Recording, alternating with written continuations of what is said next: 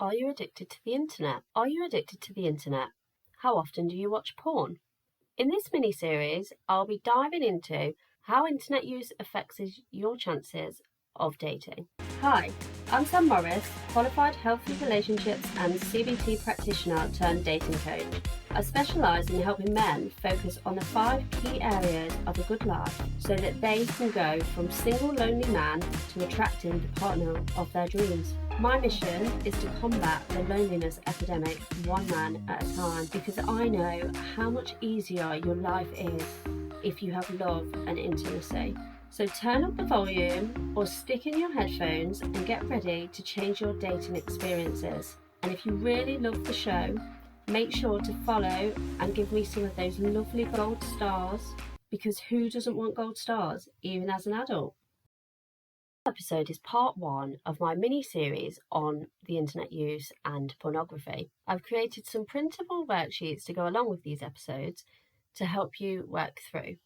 So head over to thesammorris.com/internet to download them. There will also be a few short videos explaining how to go through each one. Is the internet ruining not only your chance of dating, but also your well-being? I know the internet has so many valuable qualities, search engines being one of them. I'm always Googling, but some recent studies have linked internet use to loneliness. So what I want you to do is I want you to write out a chart. You can obviously use my free worksheets if you want them, or write it out yourself, to work out what percentage of your day is spent doing what. Then do this for each week. You can go onto your smartphone. It will tell you all about your screen time.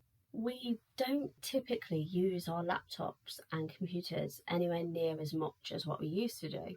So my daily average on my phone is pretty high. My personal opinion, it's pretty high at about 7 hours a day. I do put that down to me working from my phone. I rarely sit at the computer to answer emails and any social media anymore.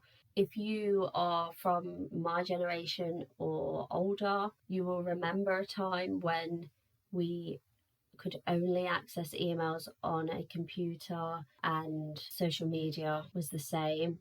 I think when I first got Facebook, which we're talking kind of 15 years ago, I used to access that from my computer. If anyone remembers MySpace, that was all on the computer. But nowadays, the majority of things that you can do it from your phone. So your phone will literally tell you how much you are using it when you go into the screen time settings. That isn't including the time that you might use your laptop or you might use your work computer. I then want you to think about what that internet use is. Obviously, you can go into your internet history. If you're using a browser, you can see what that is. Your screen time will tell you if you've been on social media. So are you spending a lot of time on social media? Or are you spending the majority of that internet time working? Is it dating apps? Are you watching porn? Put all of this into the chart. If you don't want to write porn down because of whatever reason, someone else seeing it, put it as something else. Just put it into the chart so that you know what it is. Is there a pattern? Are you spending more time on the internet than you feel that you should be? Have your goals been affected by this use? So have you said to yourself, oh, I need to go to the gym, and you then find that day you didn't go to the gym, and actually looking at your screen time, you was on social media for a really long time? Are you mindlessly scrolling through social media? Are you spending hours watching porn? Are you spending hours swiping left and right with a certain dating app? How do you feel when you're doing these things? Are you excited? Are you bored? Are you looking for inspiration? Have a think about the way that you're actually feeling when you're doing these things. Are you simply just multi-screening? You're watching the TV and you're looking at your phone at the same time. There is a thing called the internet illusion. This is where you see things on the internet that you start to believe is true. Social media, for example. When was the last time that you personally wrote on social media, I had a really rubbish day today, or I went for a poo?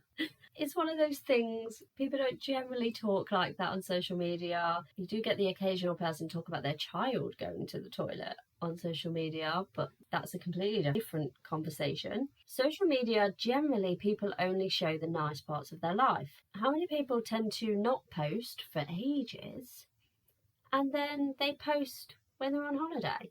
I'm guilty of this. I have quite a few business pages on social media, so I very rarely find the time to post on my own personal social media. But then when I'm on holiday and I'm not working and I'm not doing social media for that, I may post that I'm on holiday. That's not my everyday life. That doesn't show when I've had an argument with my husband or when my 14-year-old rolls her eyes at me. It doesn't show any of that. It just shows me living my best life. Is your social media the same? Have a look. Click on your page. If you was an outsider who didn't know you, would you look at that and be like, oh, he has the best life?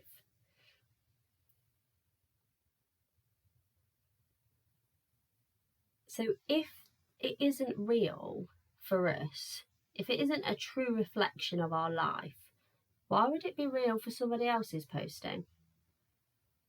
You must have seen these videos, there's quite a few of them now, where they put their original face and then what they look like after they've done a lot of makeup. The rest of social media isn't any different, it's just these videos are actually showing the real version of themselves. It's very rare that you will find someone posting on social media the real version of themselves, because we all want to portray the best versions of ourselves. This is something that has been going on forever. Back before social media, it was families not telling other families in the same street about the troubles that they were having. People always say about keeping up with the Joneses. It's that. It's just amplified because it's on the internet and we can all see it.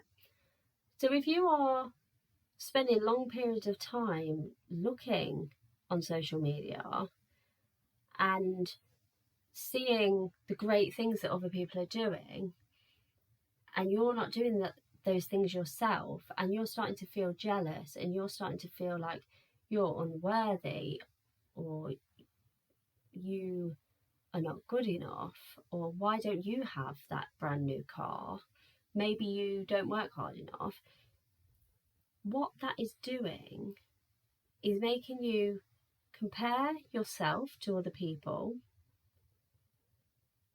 and it's actually affecting your confidence. When your confidence starts being affected,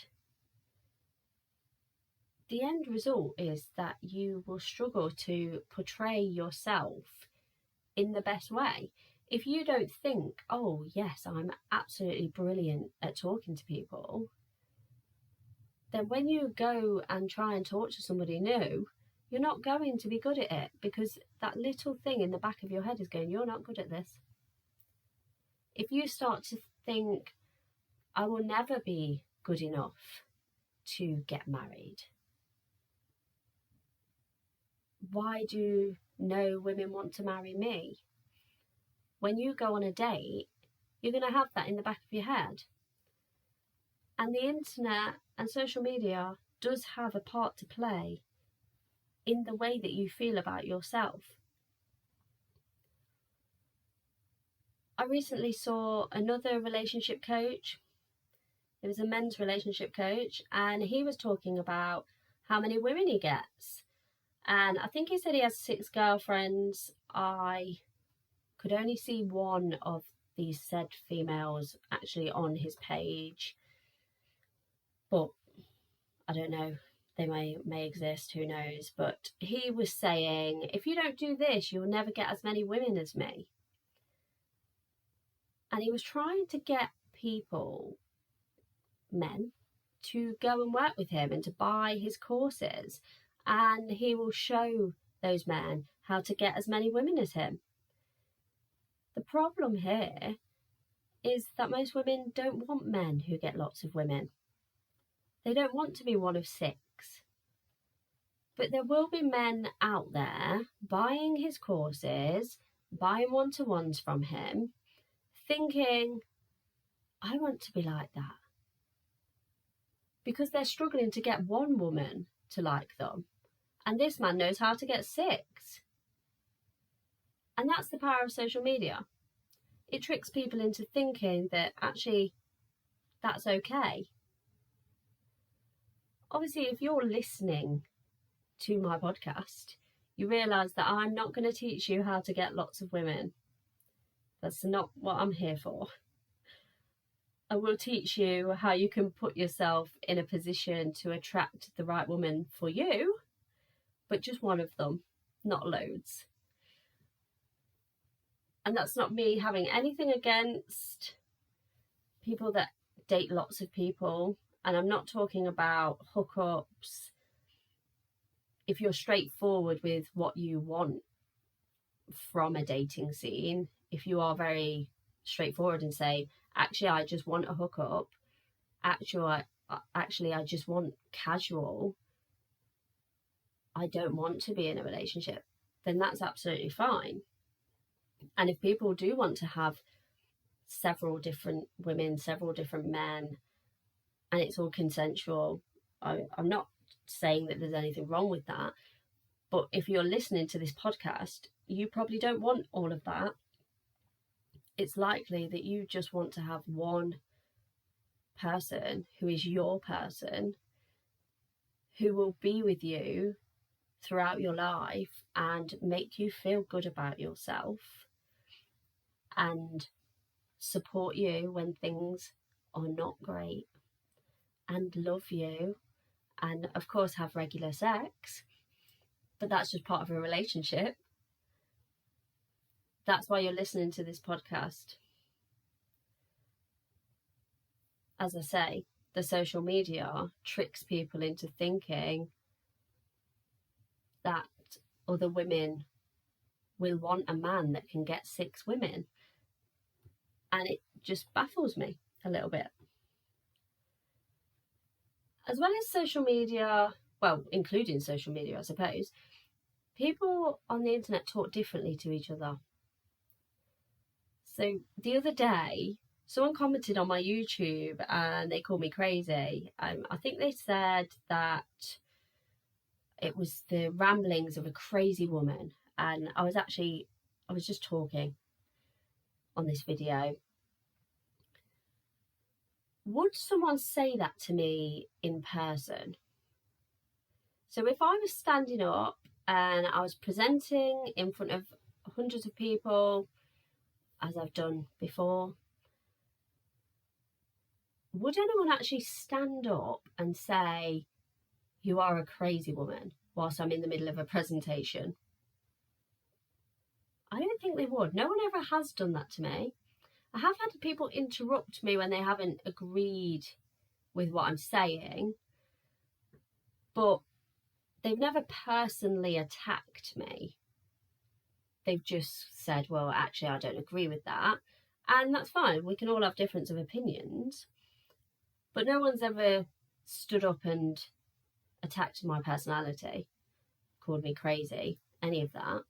Because, I don't know, you just don't say it to people in person. And if you think that, that's fine. You just park it in the back of your head and you think, well, that woman's not for me. I don't want to listen to what she's got to say, or that man is not for me.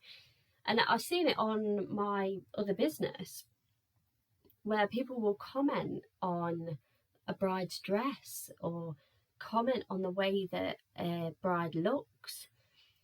And I think to myself, would you go up to someone in the street and say, your dress is ugly? No. If you went to a wedding and you didn't like the bride's dress or the groom's outfit, you just wouldn't say anything. You wouldn't lie and say, oh, I love your dress, I love your suit. You wouldn't say that, but you also wouldn't say to them on their wedding day, you look awful, because people don't do that.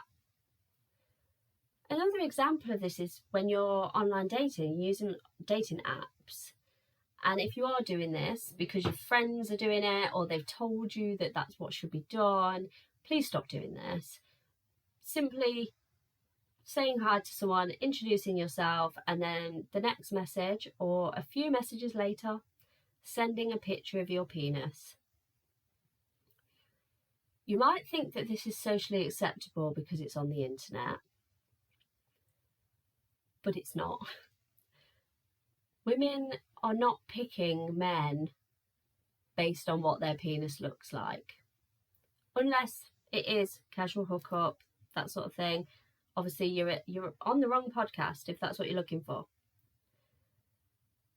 The question you have to ask yourself is, if you started talking to a woman at the gym or the supermarket, a bar, maybe at work, maybe you went on a speed dating thing, would you say to them, "Hi, I'm John, and here is my penis," and get your penis out? You wouldn't. Why? Well, for one, you would get arrested because in the UK, that's called indecent exposure.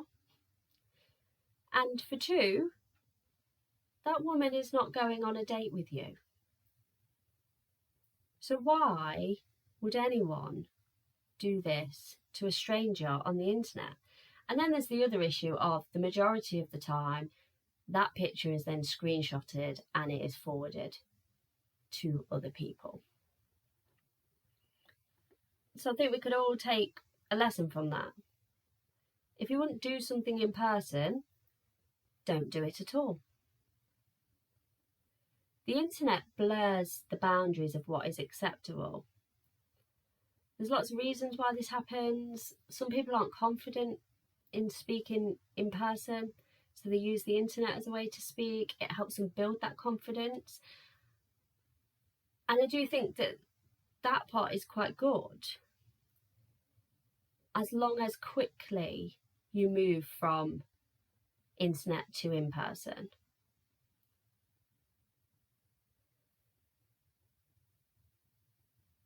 It could be that, as I've said already, people just think that that is the way that everyone does it.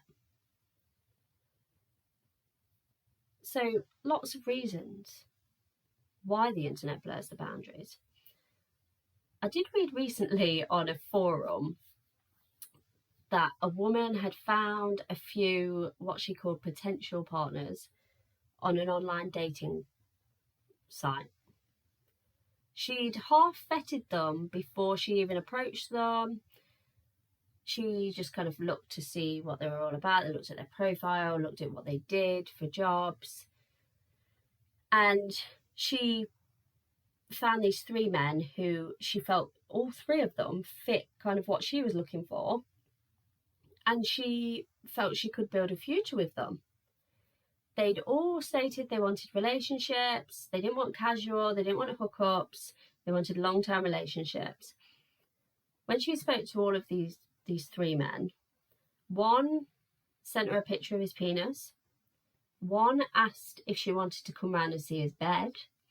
And the third asked for a picture of her breasts. Her question was, on this forum, why are men like this? And I honestly think, given that these people were on a relationships dating site, not a hookup site, and I know that there are apps and sites like that,